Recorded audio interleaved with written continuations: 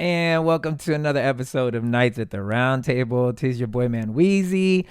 Hope you're doing well. I am joined today by Timothy. Bro, how are you doing and where are you hailing from? Man, I'm doing really, really well. Manny, I'm here in Abilene, Texas, dude. West Texas. If this is Texas, Abilene is somewhere like right here. So there's Dallas.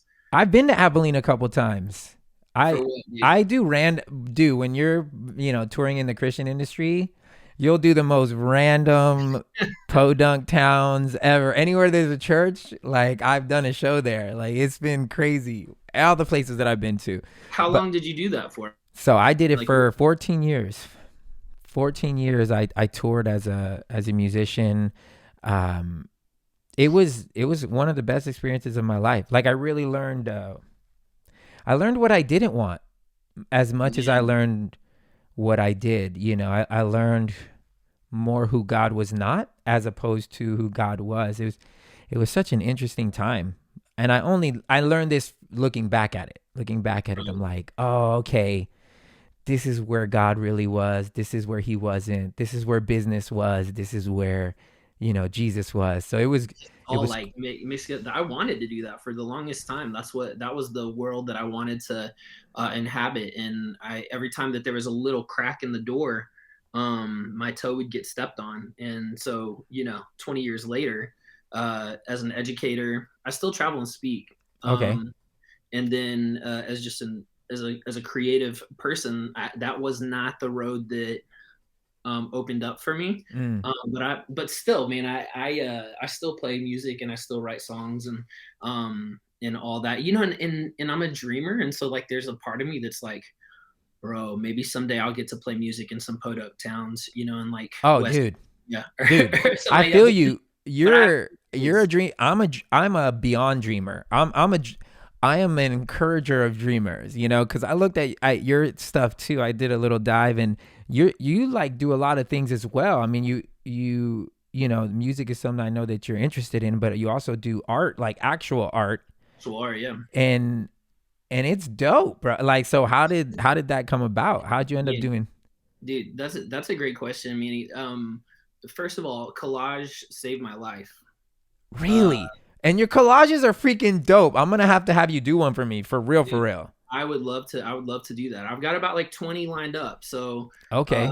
I'll you can jump in line. Hell yeah. That's like since you had me on the podcast, like it's like the Manny move forward. All Yeah. right, I'll get you up at the front, dude. Yeah, it saved my life. So I live with two chronic mental health disorders. Um, and not to get too deep into the story yet, but I was really struggling with depression, anxiety, um, at the beginning of the year, and it got to the point where I couldn't go to work. Oh wow. So I it couldn't was go to work, and I'm a teacher, so it's important for me to be there, right? I couldn't go to work. I had 0 days off, and I was still staying at home. And the only thing I could do, dude, the only thing I could do was sit and cut flowers out of magazines and stuff. It brought me, like there's that moment whenever Moses is like with the burning bush and like he hears the voice of God say like take off your sandals for the place you're standing is holy ground, right? yeah, And yeah. and Elizabeth Barrett Browning, she's a poet. She comes along and she says that the earth is crammed with heaven and every bush afire with God, but only they who see remove their shoes, right? So it's an invitation to be present Mm-hmm. in this moment. Parker Palmer, God is the breath within the breath, the ground of all being, right? And so the only way that I could not spin out was just by like using these scissors and these X-Acto knives to cut out these precision cuts of flowers. And so, I mean, I was in a bad way in a dark place, not the first time in my life. But these collages were absolutely life-saving. And number two, whenever I told my community of people like, hey, I'm going back to the hospital again, I'm gonna have to miss work, I'm doing these collages, will you buy one? Bro, I mean, it replaced the income that we lost. Oh um wow. it did not to the point where like we're still not hurting because Yeah, yeah, yeah. hospitals are expensive, all of the tangential like stuff on the sides is expensive, right?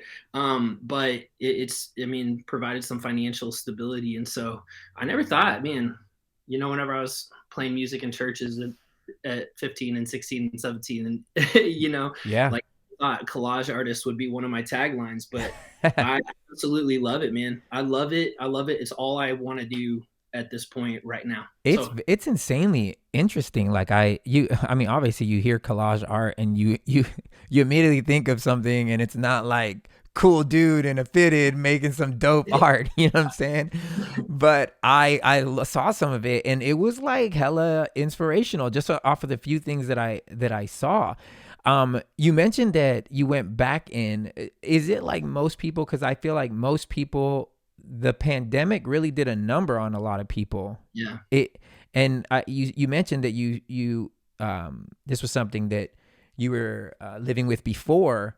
straight up. So was the pandemic like a lot of people like not a trigger, but like kind of like the worst kind of scenario to just inflame this Yeah. type of being, you know? Well, I think so. So, like, number one, like, I've lived with mental health disorders since I was a kid.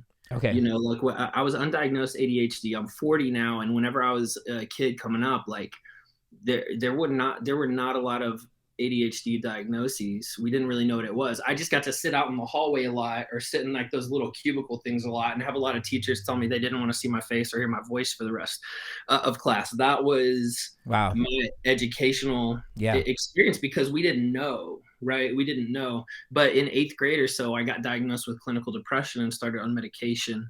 And How I did mean, they this, know?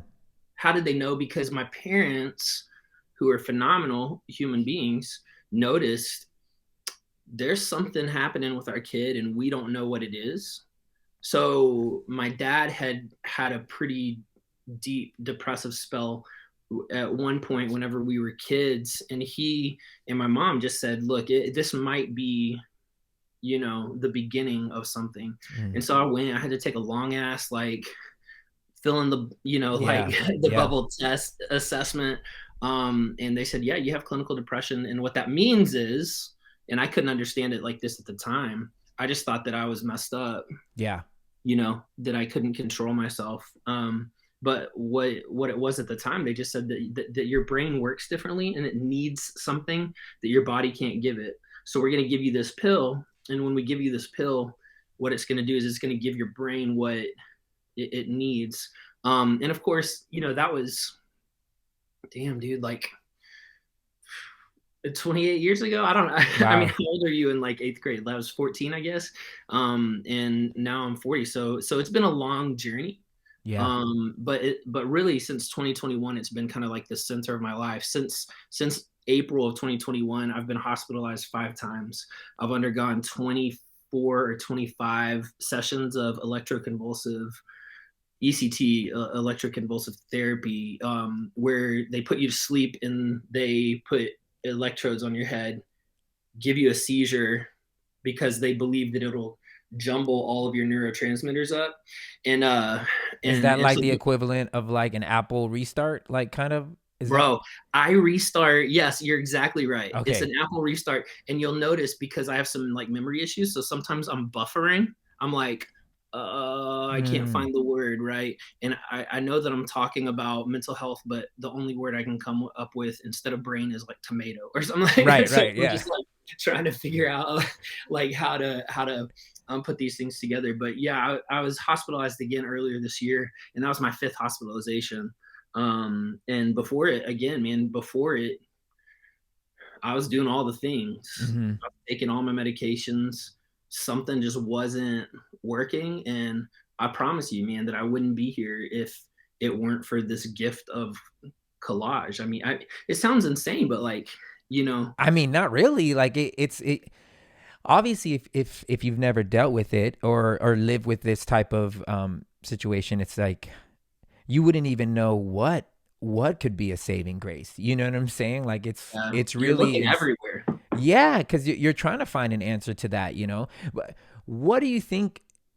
What do you think it is about this type of art? Is it the fact that it's so detailed, that it's so time consuming, like mentally? Because I was like looking at what you put together, and I'm like, bruh, I did a vision board once, and that shit took me like 4 hours to compile something that didn't even look halfway decent, you Dude, know? no, yeah, no, yeah. I think it is in the detail, man. It's just like this. It's a return to the hand. Uh, It's like a return to this present moment because if I fuck it up, pardon my language, but you're like good. by by cutting it's weird, man, because even whenever I went into the hospital, like I was like, I gotta have my collage stuff. And so my wife like worked it out with the hospital that I was going to that I could bring my collage stuff. And I started packing packing my stuff and I put my X-Acto knife in and I'm packing. She's like, bro, you're not gonna take that to the Oh yeah, hospital. the I was knife. like, I was like, no, dude, they'll let man, I'm an artist. I teach art. Like they're gonna be totally. And she was like, dude, you can't even have your shoelaces, man. They're not. They're not gonna let that. So I'm in my room, Manny. I'm in my room in the hospital. I have all these old books, like like I have them in here. This is the room where I did at the house, and I don't have anything to like cut with. And and the Lord is so good, man, because there was an art therapist there, and I didn't think I was gonna have access to anything. And she has some safety scissors, and so we'd sit with her, Mm, right next to me, dude. I couldn't have a pen. I couldn't have a wow. pencil. I sat right next to her with these safety scissors, and I began to piece together some of the collages um, that I needed. Yeah, so it's kind of funny, but like collages saved my life. My son's mullet saved my life, and then Reese's peanut butter cups saved my life in the last 2 years. Oh my God. Okay, so welcome, B. This is Brandon. We're talking to Timothy, bro. Dude, Uh, this story's been amazing. Sorry I'm late. I've tuned in. I've been hearing. Yeah, your collages are amazing. You said something earlier that I don't think. Two things you said that I've never heard before. One is collages saved my life, Yeah. which is like so rad to hear. But then two, it's you really broke down in the reason of how it did, and that was like this very like moment where you became so rooted in the present, which you kind of alluded to Moses in this burning bush Yeah. experience, which is really cool to hear.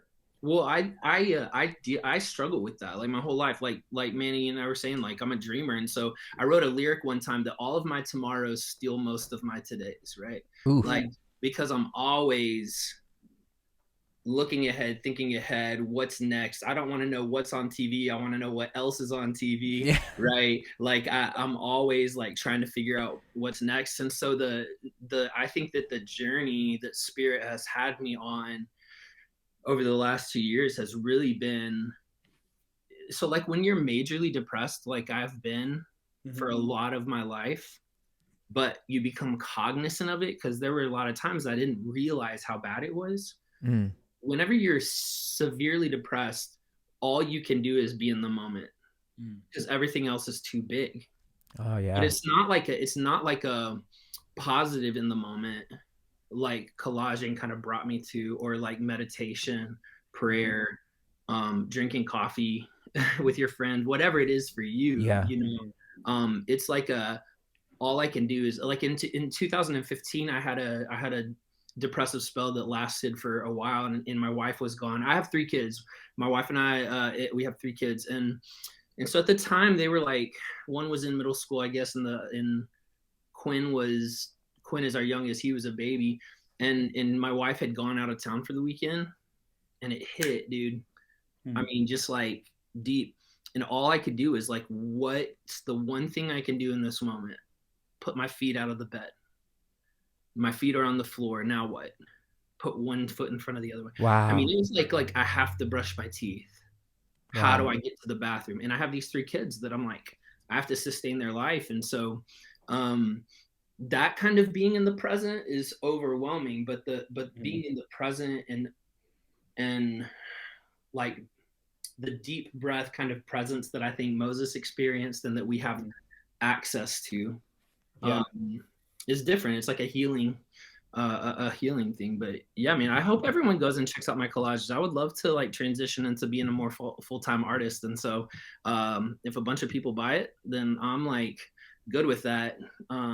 I literally will get one because they are so dope. Like I was like, oh my gosh, because it even made me start thinking, what would it like? What would my collage speak of me? Because it makes I'm assuming people hire you so that you can calibrate all forms of who they are into this beautiful like picture, you know, Yeah, some and people do for sure, and then other people are just like whatever you're whatever you're feeling. making, then just kind of go down that. And I don't prefer one or the other.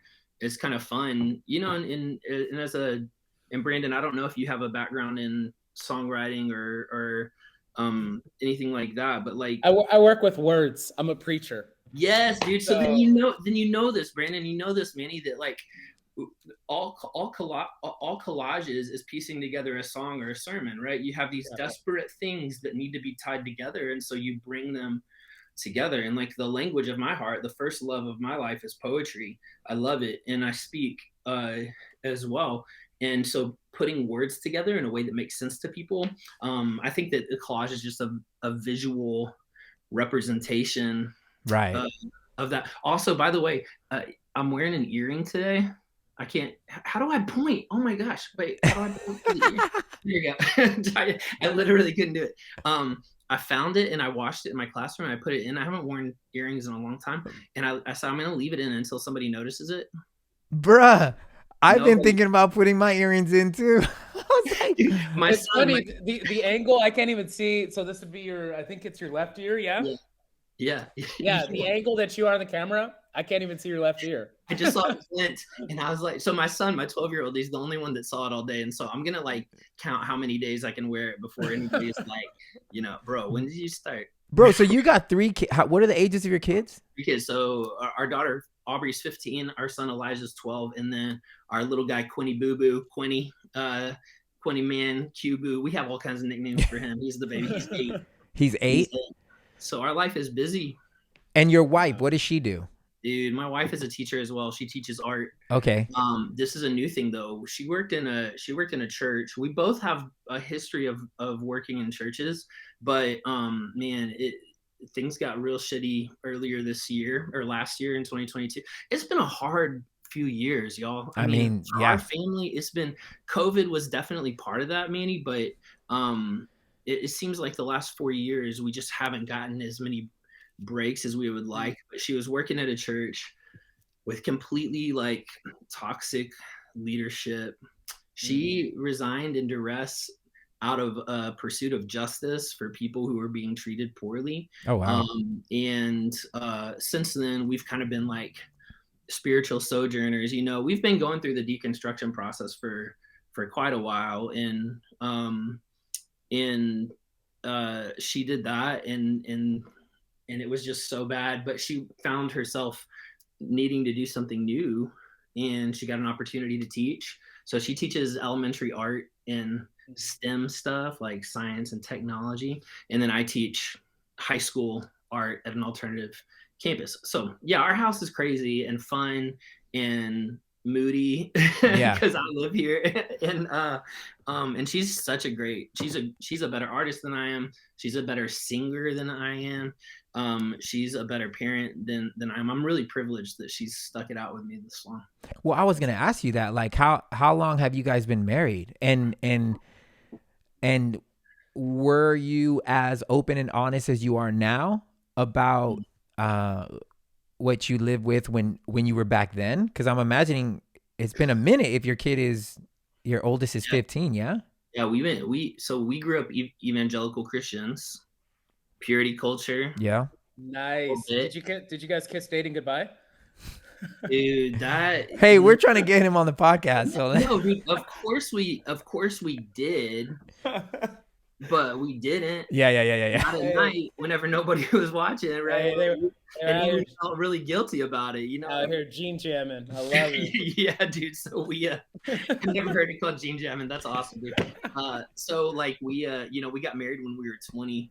I was like 2 months christened as a 20-year-old, and really a large part of the reason is because we wanted to have sex, right? Sure. Like, we'd grown up in purity culture, and we'd already felt all the guilt and the shame, and we were like, damn, dude, like, let's just, except back then I would have said darn yeah. Like, yeah, like, punched up all my secular CDs and like thrown them out the window. But and there's still some of the simplicity of being simplistic I miss. Sure. the complexity of having a nuanced view of faith is sometimes difficult. But dude, we just wanted to be together. So she's all I've ever known, and and I mean, it's been a rough ride in some regards, but thankfully we've grown in the same direction. I tell college students, whenever I worked as a chaplain, I tell college students, they'd come in and they'd be like, Tim, look at my finger. You know, they're like 19 and 20. I'd be like, hey, look at that chair. Let's have a seat. Yeah. It's because you change so much. But thankfully we've grown in the same direction. So 20 years, man, she's lived with this crazy dude right here. I mean, you know. That's awesome. Dude, I want to ask you a question. So obviously you've shared kind of, you grew up in this church setting, evangelical setting. Yeah. And dealing with depression and stuff like that has been like a lifelong journey for you. For sure. In what ways were, because it's kind of a twofold question. Obviously you weren't given tools within the church structure to help you in that journey.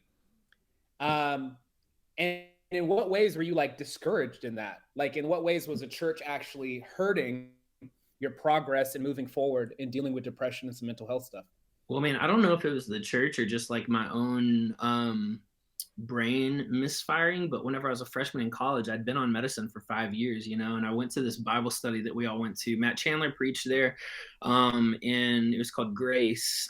And I was walking in my college dorm room, and I felt like Jesus was saying to me, man, why are you putting your trust in a little pill whenever you can trust in me, like the great physician? And so I just stopped my depression medication cold turkey.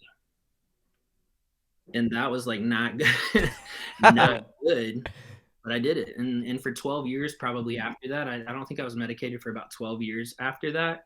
And I thought it was normal to want to like ram your car into oncoming traffic. I thought, well, this is like a normal thing that I thought about all the time. The church was harmful in the sense that we had a Jesus plus nothing mentality. Right. We would say that. We would say Jesus plus anything is not Christianity. It's not, it's just Jesus. And so I spent a whole lot of time like trying to wade through some shit that I really was not capable of waiting in. And then you add the shame of it. Like, why can't I pray this away? Yeah. A lot of times my friends that are gay, my friends that are in the LGBTQ plus community will confess, like, you know, that I couldn't be who I was, and the shame and the guilt. And for me, it operated in kind of a different way. Like I wasn't able to say I'm depressed because depression was a sign that you weren't trusting enough in God. Right. Or you didn't have the joy of the Lord.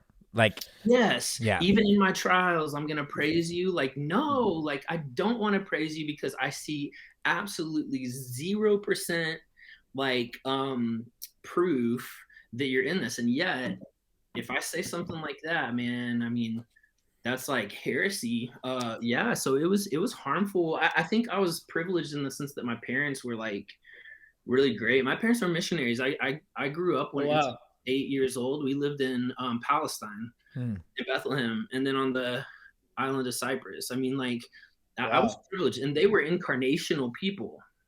So my dad and my mom still speak fluent Arabic.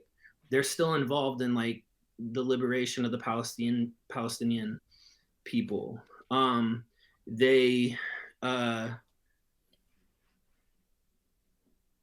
Here's the buffering. I don't even know. I was gonna say cinnamon roll, but I know that's not it. I like cinnamon rolls too, bro. Oh my gosh. No, but I do understand what you're saying, because I remember there was a part towards the end of my Christian music career. I remember I wanted to write 2 songs, one about depression and suicide, and one about masturbation. I wanted to write songs about this.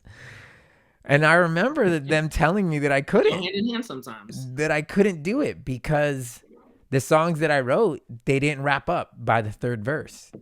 And that's like you can't do that as a Christian artist. Like the bridge or the 3rd verse has to wrap up that Jesus is he wins or he somehow everything is good. Yeah. And I remember telling them, nah, man, sometimes people's third verse is still shitty as the first.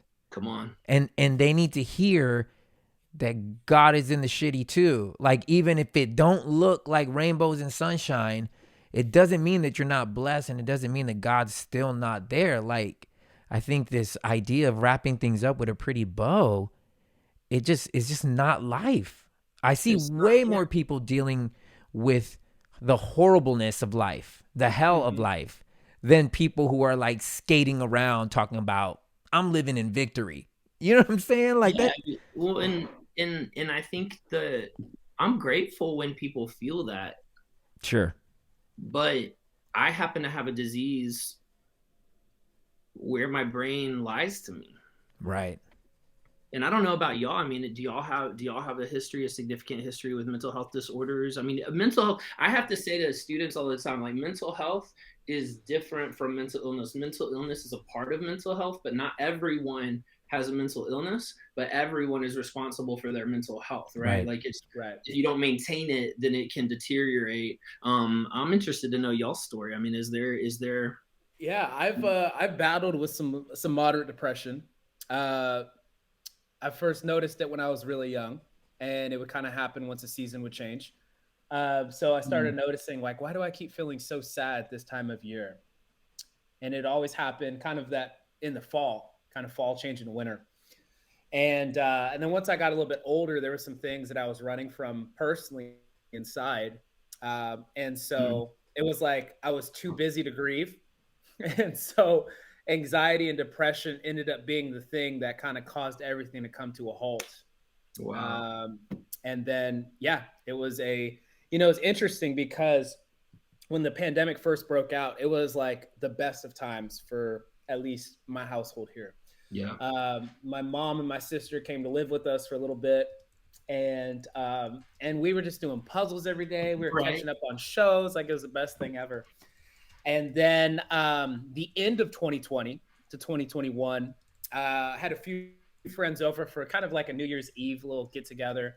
Nothing crazy. Had spent most of the day drinking and was just having a good time. I ended up taking an edible later that night, and it doesn't kick in for a good while.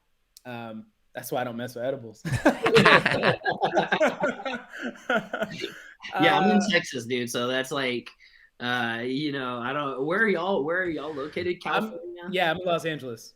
Yeah. I'm LA and And Nashville. Yeah. and Nashville. so yeah, couple that, and just about a month earlier, my grandmother, who was like one of the most important women in my life. I mean, we spoke on the phone every single week for years. She had passed, Man. and so I hadn't taken time to really like feel the sting of that.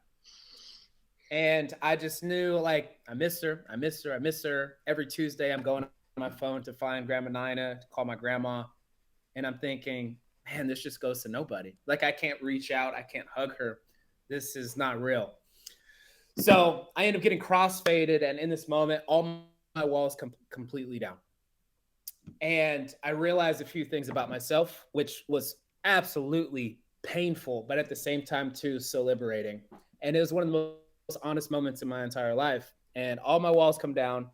And I realized at the end of the day, I had been working so hard my entire Christian life to earn a love of God that was already mine to begin with. Yes. And I was thinking, I'm looking back over all the years, but I went to every single Bible study. I led prayer meetings. I preached all these messages. I fasted. I prayed. I did all of these things to try and feel this love that was already mine to begin with. And it was like in that moment, like the bottom of what I thought was the foundation of my Christianity just completely sank, and it felt like I was free falling. And I'm like, oh my gosh, my whole Christian life is a lie. Like, none of it matters if I don't actually believe and convinced that I am loved by Jesus. And then it was like all of a sudden it hit me, and I was like, man, my grandmother's gone. And man, I can't believe I just got crossfaded. Like, I spent my whole life preaching against alcohol, and I'm drinking now. Oh my gosh. So now I'm grieving also who I thought I was supposed to be. Right, man. So there's like three things that all hit at once, and it sent me into like a 5-month depression where it was really bad. And it had been the worst it had been since 2015 when I was thinking about taking my own life. And yeah, so those 5 months were extremely painful. And I just remember feeling like a zombie. Like it just felt like one of my favorite things about myself is my passion. I love how I get into things and I'm like fully committed. I love how excited I get over the dumbest things, you know? And so it was like all of a sudden it was just like this like dark, heavy blanket is just on me. Yeah. And there is no excitement and there is no passion. It just feels like it felt for like those 5 months, I was constantly on the verge of just crying. Like it just felt like if I actually sit down here in this spot long enough, I'm gonna break down and I'm not gonna be able to get up. So yeah, so that was the beginning of 2021 for me. And so, I mean, from that point, I've gone to therapy, I've taken some medication, there's been some changes in my life. So, you know, luckily I'm in a really good place mentally, emotionally, spiritually, all of that right now. Great. So that was a little bit of my my journey. And last year ended up being the best year of my entire life. And in all aspects, but the biggest way was in here, where there was just like, and I've spoken on this on a few of our other podcasts, is the amount of gratitude that I live with on a daily basis. It's like I don't have to force myself to sit here and be like, all right, what are the things that I'm thankful for? Because that shit sometimes irks me. Like, because I'm just like, okay, like I get it. Like forced gratitude is better than like no gratitude. But I want my gratitude to be in a place where it's just like wells up in me. Like I'm just like, man, I woke up this morning. I am so damn thankful. You know, like shit, I got a job. Like, you know, like I got a car. I got like all these basic things that I need. And so last year was a huge shift for me mentally and spiritually, because it was like gratitude took over my life and it surprised me. It's funny because one of the titles that's always stuck with me is C.S. Lewis's old book. It's called Surprised by Joy. Surprised by Joy, yeah. Yeah, and that's what it felt like 2022 was for me. I was surprised by joy. And so that's kind of for you. That's currently from that to now where I'm at. So yeah, Manny, you said that you were writing songs about depression, anxiety.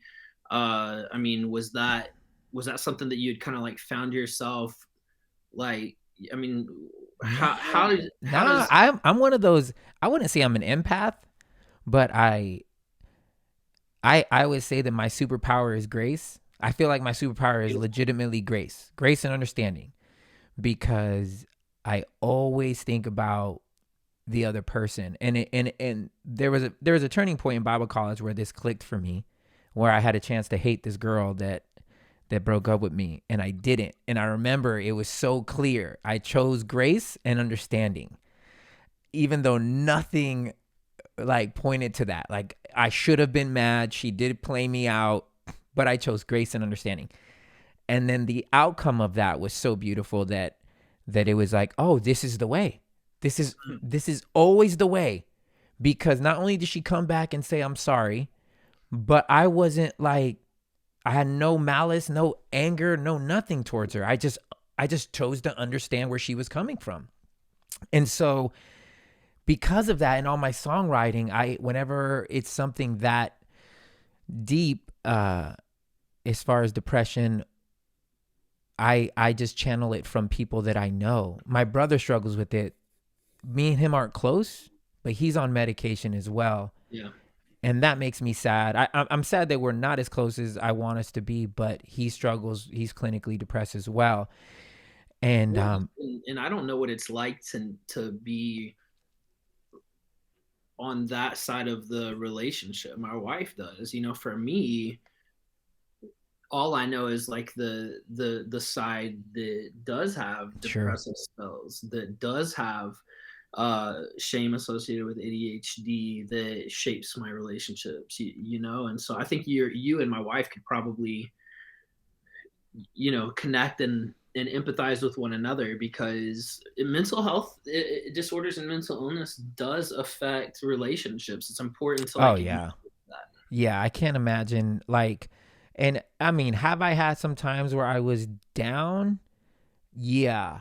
like if things don't work out my way, but I don't like to even come close to putting that in the same thing that you or maybe Brandon has lived with. Like I I get into like self-pity more than I'm like I can't get out of it. It's more like I'm choosing to look at all the shitty stuff and I'm going to wallow in it and I'm just going to sit here because I want to feel bad about myself.